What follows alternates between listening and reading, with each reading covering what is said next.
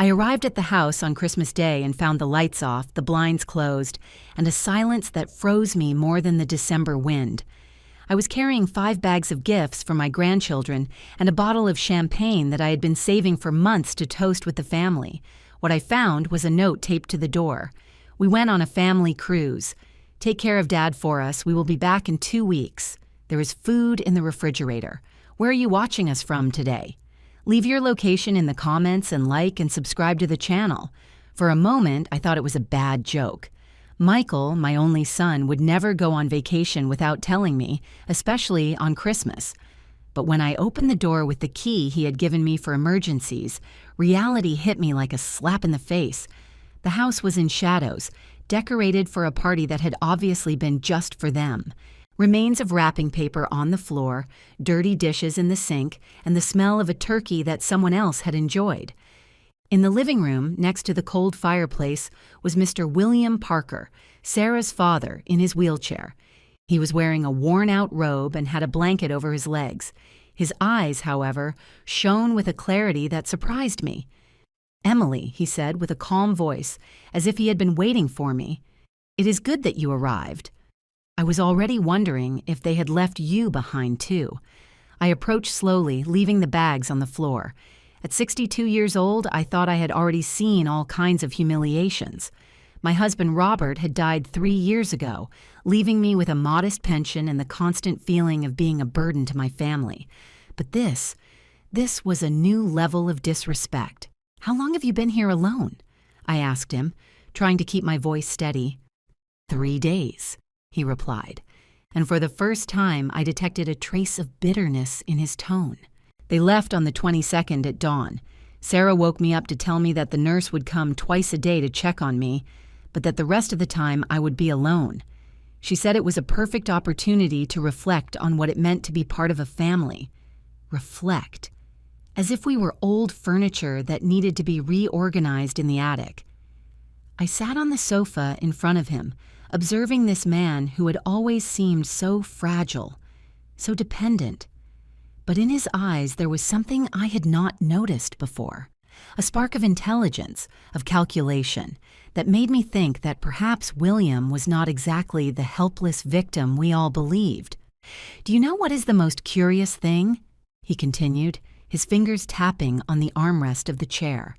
"I found something very interesting while waiting these 3 days, something that I think will surprise you as much as me.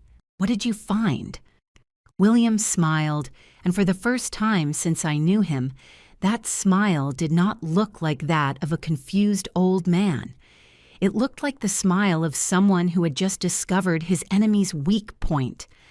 Let us say that our dear children have been busier than we imagined, and not exactly preparing Christmas surprises for us.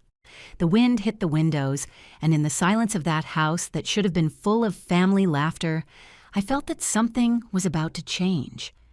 William watched me with that new intensity, as if he were evaluating me, wondering if I was the ally he had been looking for. "Emily," he said finally, lowering his voice until it became a conspiratorial whisper. "What do you think if we stop being the victims of this story and become the protagonists?" The question remained floating in the air, charged with possibilities that I did not dare to imagine. But for the first time in 3 years, since Robert's death, I felt that someone was offering me something other than pity or tolerance. He was offering me power. "What do you mean exactly?" I asked William, although something inside me already knew that I was about to cross a line from which there would be no turning back. William maneuvered his wheelchair to a side table that had gone unnoticed by me. With precise movements, he opened a drawer and took out a manila folder. His movements were not those of a confused old man. They were those of someone who knew exactly what he was doing. 3 days ago, while I waited like an abandoned dog, I decided to do something productive, he said, opening the folder. It turns out that Michael and Sarah left some very interesting documents in the study. I suppose they thought the old man in the wheelchair would not know how to read. He handed me some papers that I recognized immediately. They were bank statements, but not just any account. They were from the savings account that I had opened for my grandchildren, where I had been depositing $200 every month for the last 2 years. "How did you get this?" I whispered, feeling the ground move beneath my feet. Sarah left them on the desk along with the invoices for her trip. I suppose she needed to check how much money they had available for their family vacation. I looked at the numbers with growing horror. The account, which should have had almost $5,000, showed a balance of $340. The withdrawals were systematic, always amounts that would not draw too much attention, but constant. "They have been stealing from me," I murmured, more to myself than to him. "Stealing from you, stealing from me, stealing from whoever is necessary to maintain their lifestyle," William confirmed. "But that is not all. Do you see this invoice?" He pointed to a paper that detailed the cost of their cruise. $15,000 for 2 weeks in the Mediterranean. Suite with balcony, gourmet meals, private excursions, all paid with a credit card that I did not recognize. "It is my card," William explained with a twisted smile, "the one that supposedly Sarah uses only for my medicines and medical needs. Apparently, my medical needs include French champagne and massages on the high seas. The initial shock was giving way to something much more dangerous: fury. For 2 years since Robert's death, I had been living with the minimum, buying the cheapest brand in the supermarket, denying myself small luxuries like coffee in the neighborhood cafeteria, all to be able to keep depositing that money for Sophia and Daniel. And they, my own children, had been stealing from me to fund luxury vacations. "What do you propose?" I asked him, surprising myself at how firm my voice sounded. William closed the folder with a theatrical gesture. "I propose that we teach them a lesson they will never forget, but I need to know if you are willing to play seriously, Emily. Because what I have in mind is not a simple prank. I am listening. For 40 years, I ran a logistics company. I learned that power does not come from what you have, but from what others think you cannot do." His eyes shone with an intensity that made me understand that the vulnerable and dependent William had been just a mask. "Everyone thinks we are harmless. 2 disposable old people who can be manipulated and abandoned without consequences." He leaned closer to me, his voice lowering until it became a whisper. "Do you know what my biggest advantage is, Emily? That for the last 3 years, since I moved here, I have been watching. I have seen every movement, every conversation, every secret they thought was too silly to understand, and I have been taking notes." "What kind of notes?" "The kind of notes that can destroy reputations, marriages, and bank accounts." William smiled, and this time the smile was absolutely predatory. "The kind of notes that can turn a luxury vacation into the worst mistake of their lives." Outside, the wind continued to hit the windows, but inside that house, in that moment, I felt that the climate had changed completely. I was no longer a victim abandoned on Christmas. I was a conspirator planning revenge. "Are you with me?" William asked me. I thought about all the silent humiliations, all the times I had swallowed my pride for the good of the family, all the sacrifices that had been taken for granted. "I am with you," I replied, and saying it, I felt that the woman I had been for the last 3 years had just died. The one that remained was much more dangerous. William had been very astute during these 3 years. While everyone saw him as the dependent and somewhat confused grandfather, he had been building a mental file of every family indiscretion. That first night, while we shared an improvised dinner with the leftovers that Michael and Sarah had left in the refrigerator, he gave me a master class on the art of observation. "Did you know that Sarah tells Michael that she works 3 days a week at her friend Rachel's boutique?" He asked me while cutting the smoked ham that was supposedly for the Christmas guests. Of course, she has always worked there. "She has never worked there a single day," he corrected me with a malicious smile. On Tuesdays, Thursdays, and Saturdays that she is supposedly working, she is actually at the gym with her personal trainer, a 28-year-old guy named Matt, who has impressive muscles and a very personal smile. I stayed with the fork halfway to my mouth. "You are insinuating that—" "I am not insinuating anything. I am telling you that I have seen the text messages. Sarah left her phone on the kitchen table while she showered 2 weeks ago.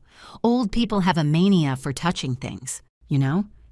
Especially when those things vibrate with messages that say, I cannot wait to see you tomorrow. Wear the blue underwear I like. I almost choked on the wine. William, shocking. Yes. Surprising? Not at all.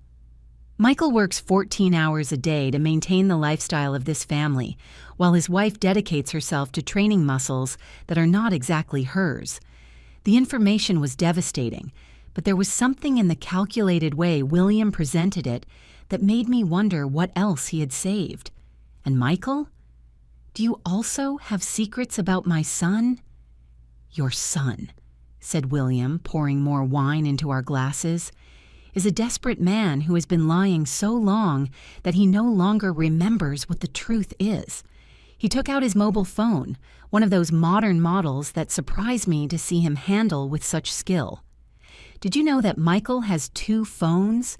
The one you know and one he keeps in the glove compartment of his car. And do you know what he uses the second phone for? I do not want to know. I lied. To talk to loan sharks.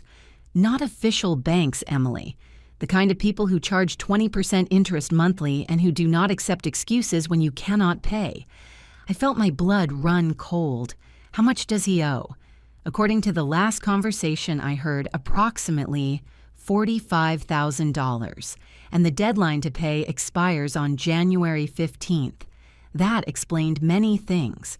Michael's constant tension, the nervous looks, the way he always seemed to be calculating numbers in his head, and it explained why my savings account had been looted so systematically. But here comes the interesting part, William continued, clearly enjoying the drama. Michael has not told Sarah anything about the debts. She thinks the money they have been taking from your account and mine is for normal family expenses. She has no idea she is married to a man who could end up with broken legs if he does not pay soon. This is, I started, but I could not finish the sentence. Terrible, devastating, the perfect opportunity to teach them a lesson they will remember for the rest of their lives. William approached me with his chair, his eyes shining with the intensity of a military strategist.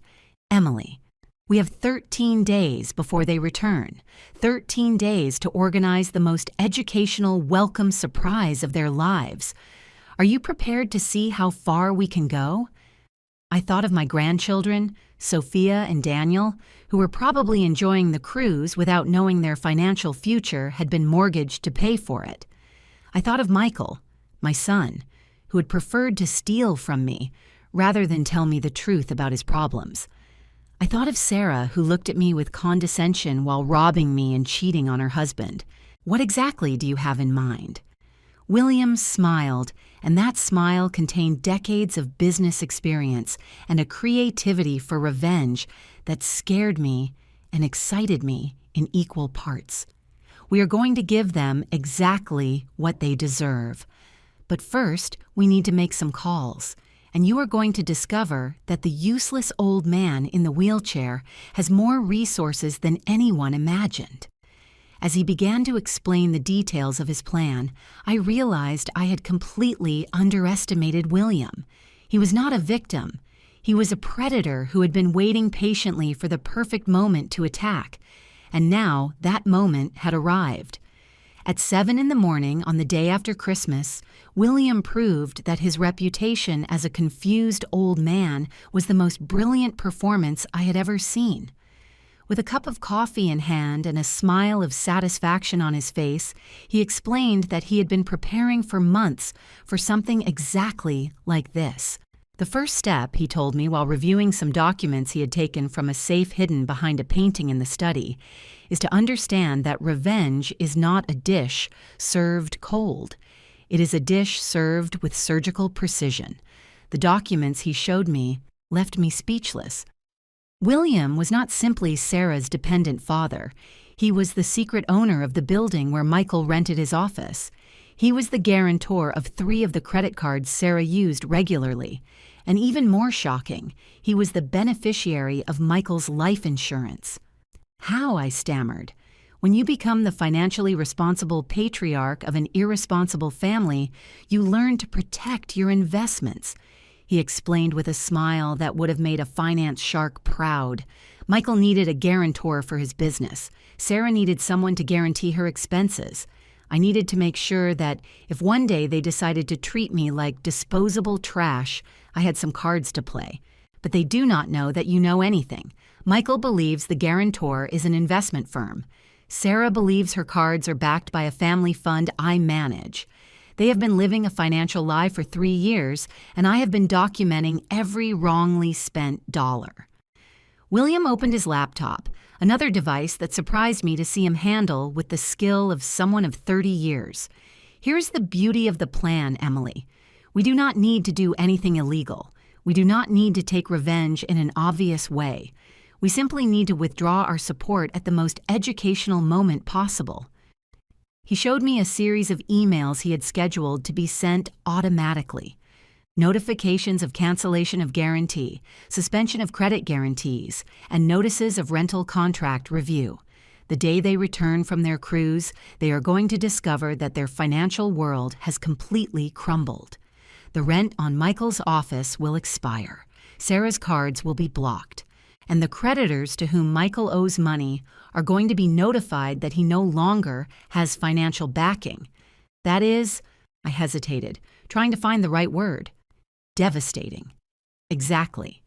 But it is also completely legal and absolutely deserved. While William explained the technical details of his plan, I began to understand the magnitude of what we were about to do. It was not a prank.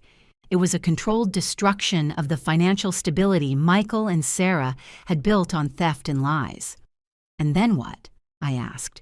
Do we let them sink completely?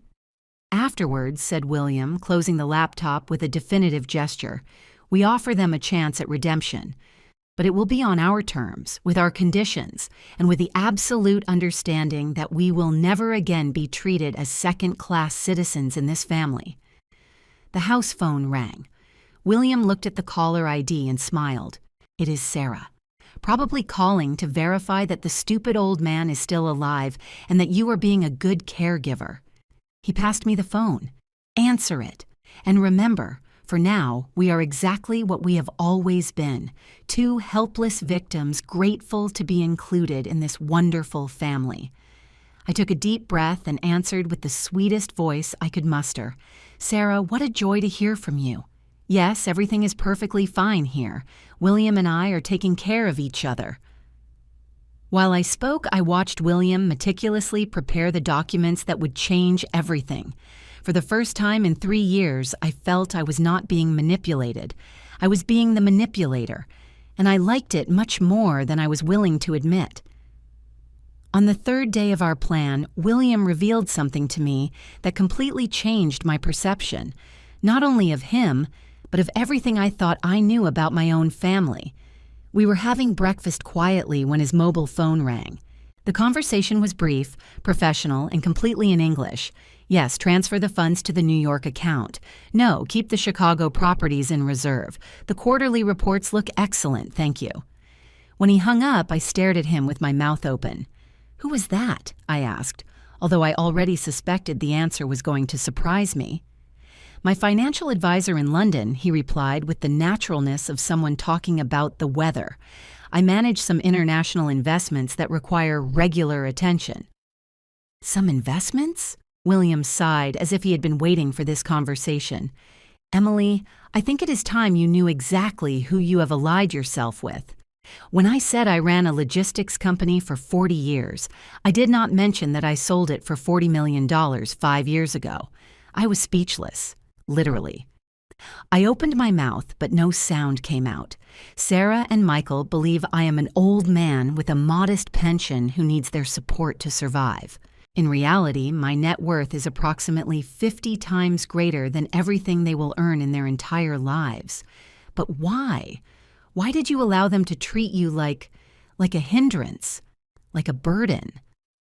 William smiled sadly. Because I wanted to see who they really were. After my wife, Helen, died, Sarah insisted I move here. She said it was because she loved me, because she wanted to take care of me. I wanted to believe it was true. He approached the window, observing the garden Sarah always complained about maintaining, but I began to notice things, small slights, conversations that stopped when I entered the room, the way Sarah spoke about me with her friends, as if I were a problematic pet she had adopted for charity. So you decided to test them? I decided to give them exactly what I thought they wanted. A rich but apparently helpless old man whom they could easily manipulate. His smile became predatory. I did not expect them to try to steal from you, too. That was what convinced me they deserved a memorable lesson. William returned to his chair and opened his laptop again. Do you know what Michael and Sarah are going to discover when they return from their cruise? That the helpless old man they abandoned controls practically every aspect of their financial lives. That every dollar they have spent for the last 3 years has been possible thanks to my money, my guarantees, my endorsements. He showed me a screen detailing a financial empire I had not imagined existed.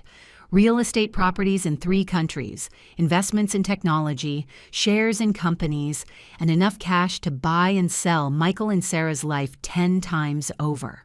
But the most educational part, he continued, is that they are going to discover that everything can disappear as quickly as it appeared, that the man they have been treating like disposable trash is the only reason they have been able to live beyond their means.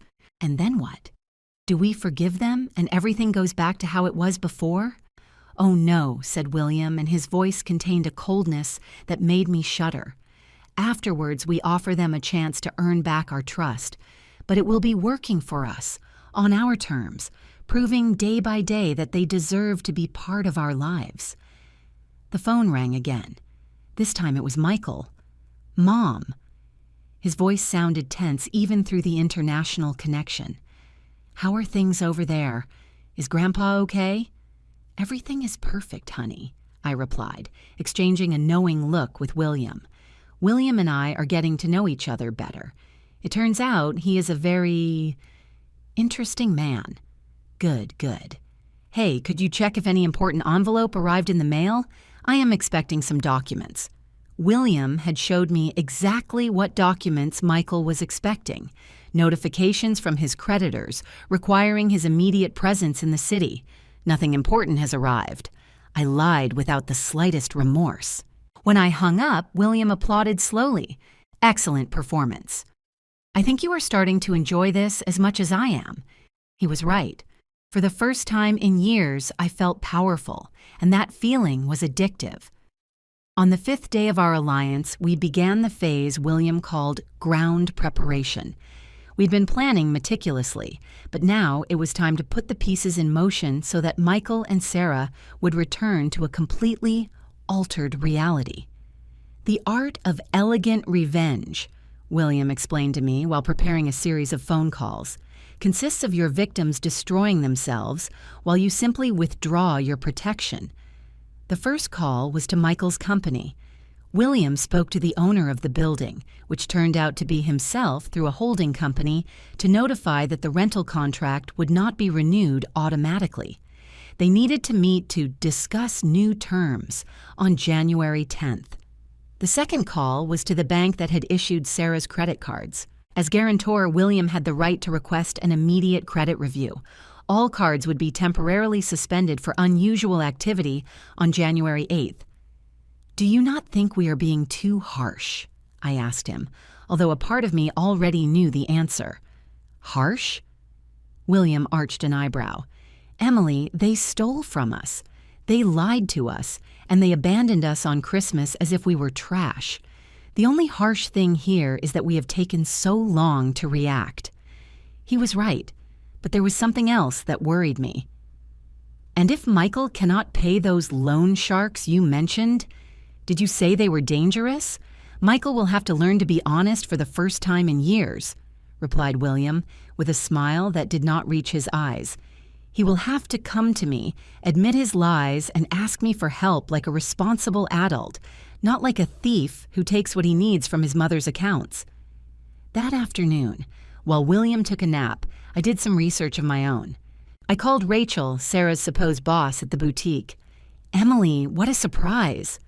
Rachel's voice sounded genuinely cheerful. "How is everyone?" "Very well. Hey, could you tell Sarah that her mother is asking for her? I know she is very busy working with you these days." There was a long pause. "Emily? Sarah does not work with me. She has never worked with me. I thought you knew." Confirmed.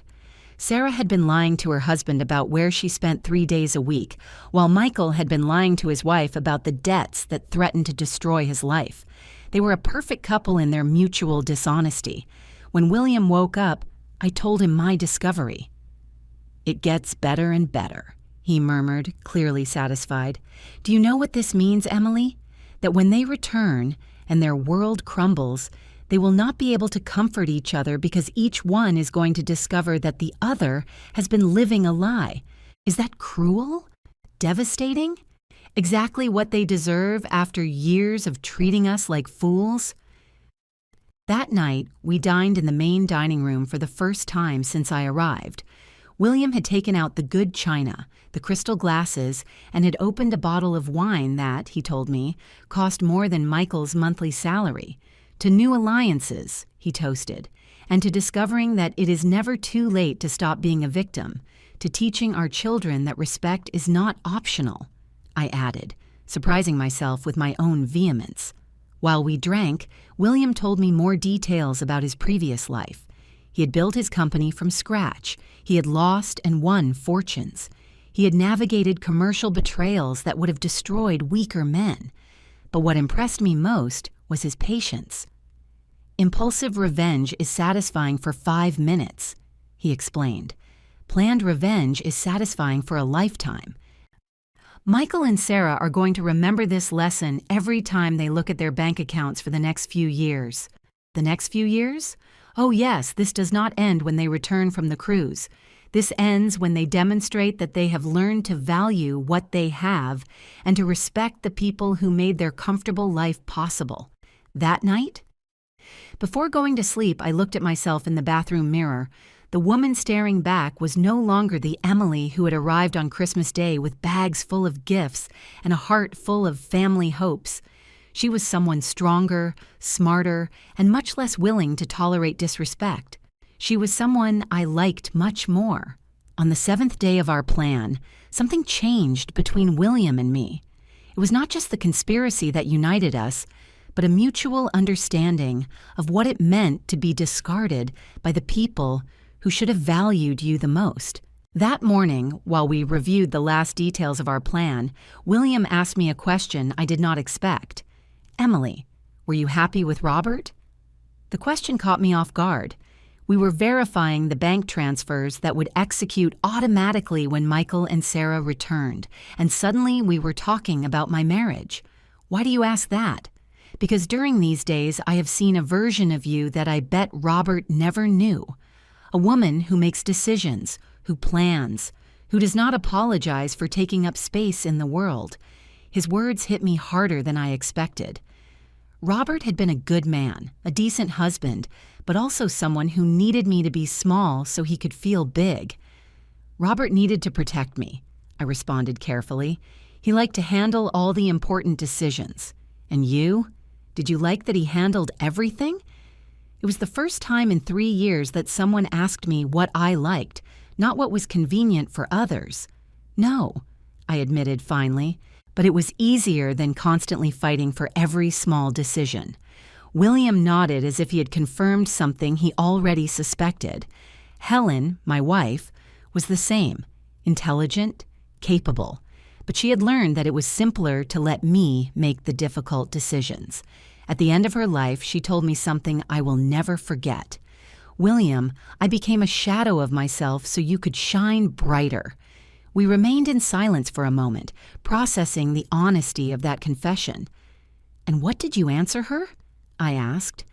That I had not realized it, and that if I had known she felt that way, I would have preferred for her to be the one who shined. William looked me directly in the eyes. Do not make the same mistake, Emily. Do not make yourself small again so others feel comfortable. That afternoon, we put into motion the next phase of our plan. William contacted a private investigator he had used during his years as a businessman, not to do anything illegal, but to officially document Sarah's activities during her supposed work days. Is it necessary? I asked. Michael has the right to know his wife is cheating on him, just like Sarah has the right to know her husband owes money to dangerous loan sharks, replied William pragmatically. Honesty is very educational, do you not think? Also that afternoon, we received a call we did not expect. It was Sophia, my 8-year-old granddaughter, crying on the phone. Grandma, Dad, and Mom are fighting a lot on the boat. Dad says someone is going to take away our house, and Mom screams that he never tells her anything important. My heart shrank. The children did not deserve to be in the middle of this chaos, but neither could they continue living in a family built on lies. Where are you now, my love? In their cabin. Daniel and I are in the game room, but we can hear them screaming from here. William signaled me to pass him the phone. Hello, Sophia. It is Grandpa William. Do you remember what I told you about adults who sometimes have to solve complicated problems? Yes, sobbed my granddaughter. Well, that is what is happening. Your parents are learning to solve some problems they should have solved a long time ago. But it is not your fault, and you do not have to worry about the house. Grandpa William will make sure you have a safe place to live. After calming Sophia and assuring her everything would be fine, William and I sat in silence. Are we doing the right thing? I asked finally. We are doing what is necessary, he replied. These children deserve honest parents, not scammers who steal from their own families to maintain a facade of success. That night before dinner, William received a call from his lawyer in the city. The conversation was brief, but when he hung up, he was smiling. The documents are ready. Tomorrow, when Michael and Sarah try to access any of their accounts or services, they are going to discover that they need my authorization for almost everything. And if they refuse to cooperate, if they decide to simply leave, then they will leave with nothing, because everything they have is tied to guarantees that I can withdraw at any time. William served the wine with the satisfaction of a master chess player who had just made checkmate. But they will not leave, Emily, because for the first time in years, they are going to have to face the real consequences of their actions. And we, I added, surprising myself at how sure my voice sounded, for the first time in years, are going to be treated with the respect we deserve. William raised his glass towards me to stop being victims and become the protagonists of our own lives. We toasted, and in that moment I felt I had found not only an ally, but also a version of myself I thought lost forever. On the 9th day of our operation, everything began to accelerate. Michael and Sarah would return in 3 days, and William decided it was time to execute the phase he called final stage preparation. That morning, early, a team of 3 people arrived whom William had hired discreetly: a forensic accountant, a lawyer specialized in family law, and someone who introduced himself simply as Mike, a specialist in collection problems. Collection problems? I asked, feeling a chill. Michael owes money to very impatient people, explained William. Mike is someone who understands how those agreements work and can help us negotiate a solution before things get unpleasant. During the following hours, these professionals meticulously reviewed all the documentation William had been compiling for months. The extent of Michael's debts was worse than we had imagined. Not only did he owe loan sharks, but he had been taking cash advances from credit cards to pay previous loans, creating a spiral of debt that had become unsustainable. "How long has Michael been living like this?" asked the accountant.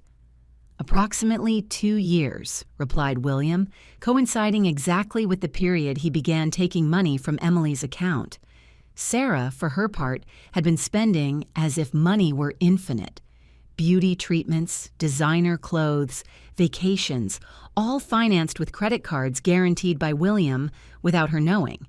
"The most interesting thing," continued the lawyer, "is that technically you two are the only legitimate creditors of this family. Everything else is built on your credit capacity." "What does that mean in practical terms?" I asked. "Does it mean," said Mike with a smile that was not particularly reassuring, "that you have total control over Michael and Sarah's financial future? You can save it or you can let it fall. It depends completely on you." That afternoon, William showed me something that changed my perspective on everything we were doing. He took me to his room and opened a safe I did not know existed. "Do you know what this is?" he asked me, showing me a folder full of legal documents. They were wills, multiple versions, dated at different times during the last 3 years. Every time Michael or Sarah treated me with particular contempt, I updated my will, explained William with a grim smile. The most recent version, dated December 20th, leaves my entire fortune to charities dedicated to protecting the elderly from family abuse. All of it? Every dollar. Michael and Sarah would not receive a cent. After all, why should I reward people who have shown me so clearly that they consider me a burden? The implication was devastating. Michael and Sarah were not only losing immediate control of their finances, but they had also lost any expectation of future inheritance. "And if they prove they have changed?" I asked. "Then perhaps I will consider a new will," replied William. "But they would have to prove with deeds, not words, that they have learned to value family above convenience." That night we received a frantic call from Sarah. Her voice sounded hysterical. "Dad, are you okay? Why don't you answer your mobile phone?" William winked at me before replying with a frail and confused voice. "Sarah? Is that you, my girl? I did not know my phone was not working. Emily and I have been very quiet here." "Very quiet?" "Dad, strange letters have been arriving at the house. Something about credit reviews and contracts. I do not know anything about that, daughter." "Letters? Emily, do you know anything about some letters?" I approached the phone. "No, William, I have not seen any important letters, but maybe you should ask Michael when you return. He understands those things better than us." There was a long silence on the other end of the line. "Is everything really okay there?" asked Sarah, and for the first time in years I detected genuine concern in her voice. "Everything is perfectly fine, honey," I replied with my most reassuring voice. "William and I have been taking very good care of each other.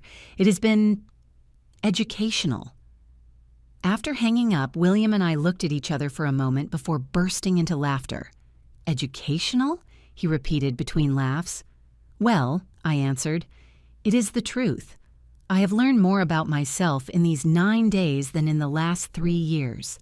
And they," added William, wiping tears of laughter, "are about to receive the most important education of their lives." 3 days remained until their return, and I felt like a general preparing for the final battle, a battle we had already won before our opponents knew they were fighting. On January 6th, 12 hours before Michael and Sarah's return, William revealed to me the full dimension of what we had orchestrated. It was not just revenge.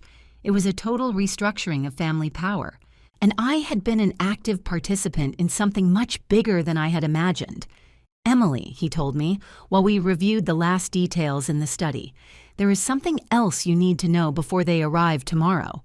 He opened a final folder I had not seen before. During these days, while we planned their welcome, I also took some decisions about the future. Decisions that include you. The documents he showed me left me breathless. William had established a joint trust in our names, endowed with $5 million, specifically designated for the protection and welfare of elderly victims of family abuse. "What does this mean?" I whispered. "It means you are officially my partner in all decisions affecting this family. It means Michael and Sarah will have to answer to both if they want any kind of financial support in the future. And it means," he added with a smile I now knew very well, "that you can never again be treated like a second-class citizen." But that was not all. There were also documents naming me co-beneficiary of several of his properties and co-administrator of the educational trusts he had established for Sophia and Daniel. "William, this is too much. I cannot accept.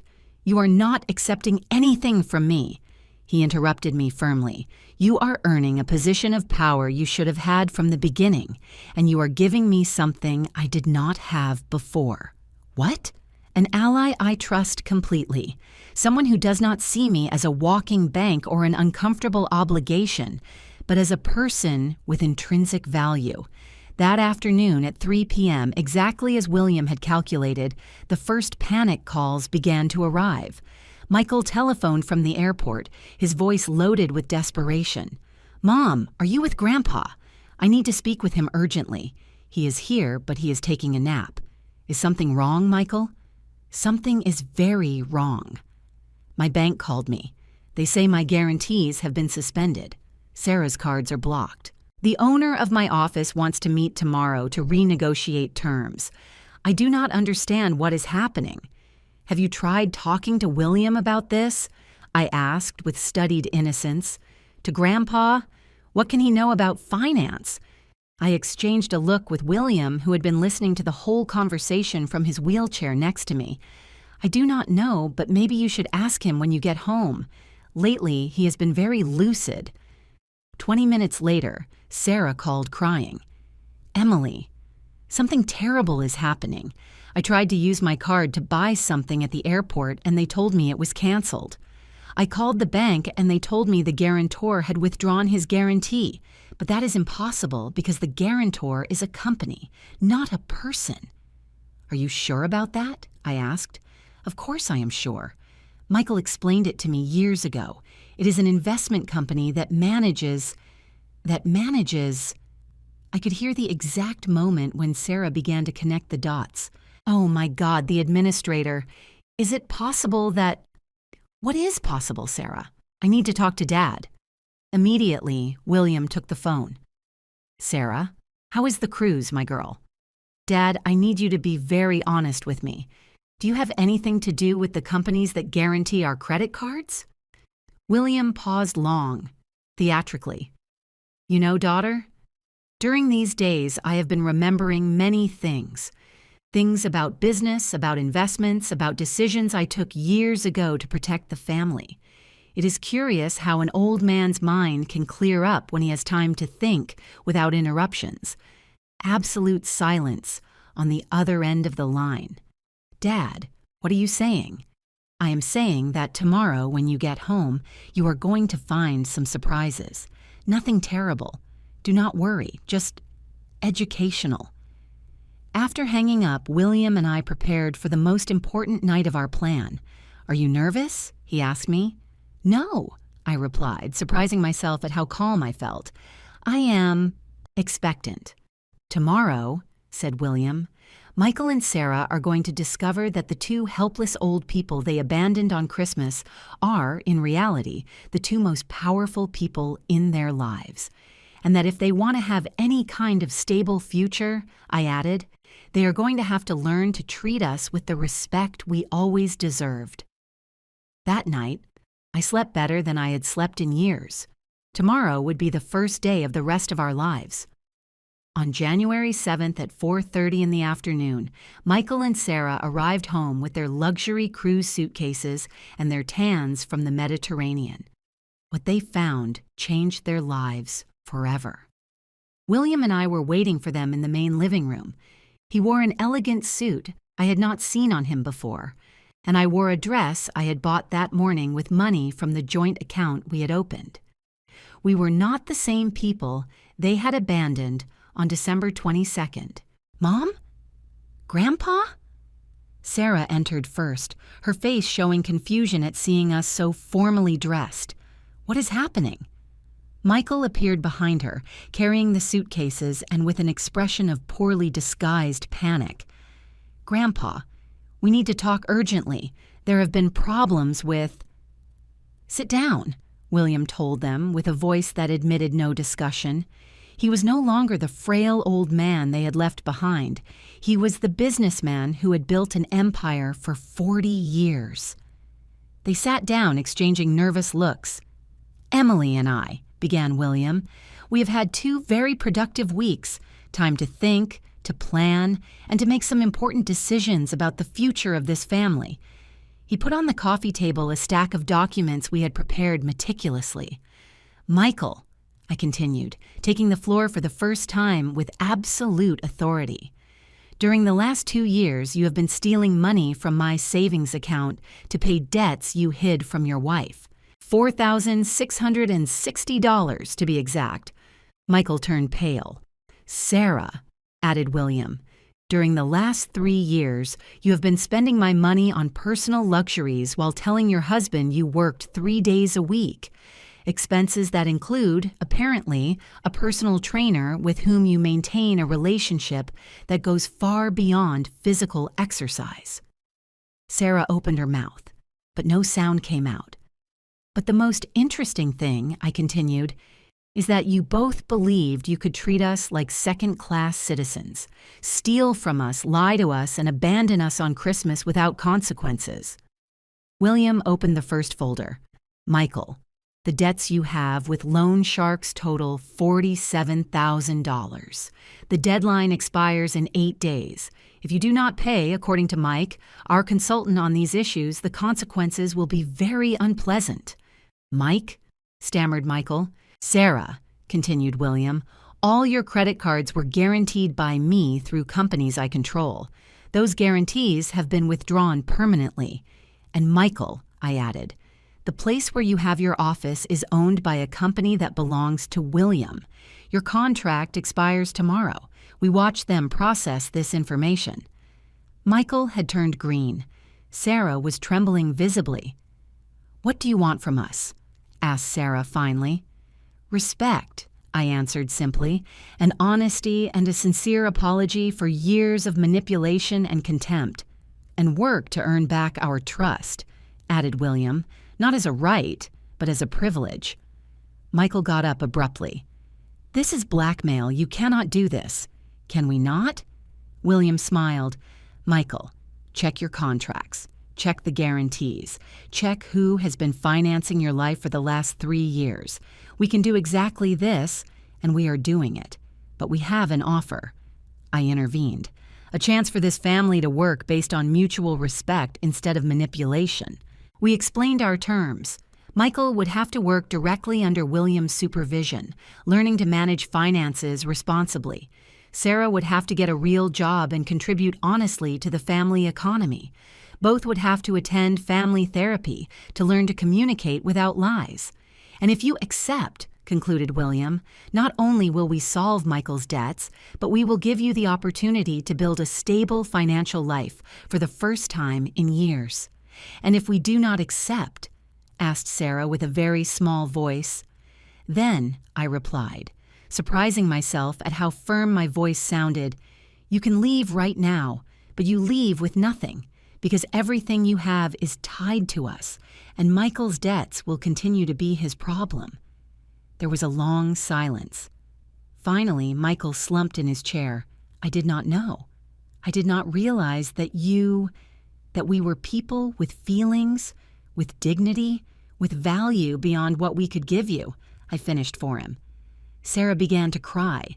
"Dad, I'm so sorry. I did not know that you guys—" "Now you know," said William. "The question is, what are you going to do with that information?"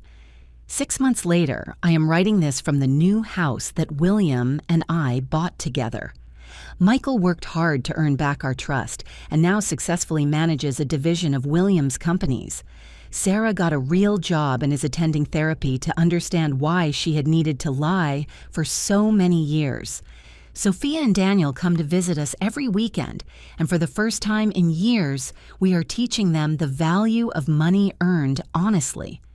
As for William and me, we discovered that the best revenge was not to destroy our children, but to teach them that they would never again be treated as victims. Sometimes families need to be rebuilt from scratch, and sometimes supposedly helpless old people turn out to be the most powerful of all.